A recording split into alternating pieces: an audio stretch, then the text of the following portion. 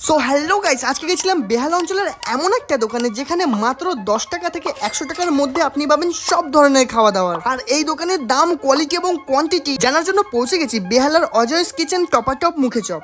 আর location আমি বলে দিচ্ছি একদম ভিডিওর লাস্টে। আর এখন চলুন আমরা ভিডিওটা শুরু করি। আর দোকানে পৌঁছে সর্বপ্রথম আমি একটা এগ চাও অর্ডার করি। যদি আপনারা ফুডি হয়ে থাকেন তাহলে অবশ্যই চ্যানেলটা সাবস্ক্রাইব এবং লাইক করবে। আর আপনারা যদি অতিরিক্ত রিচ খাওয়ার পছন্দ করে আমি প্রেফার করবো এই জায়গাটা।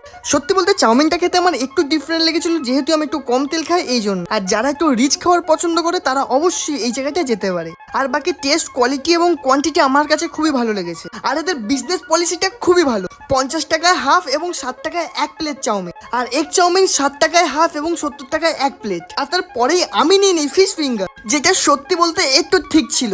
ঠিক বলিনি, আমি ঠিক বলেছি।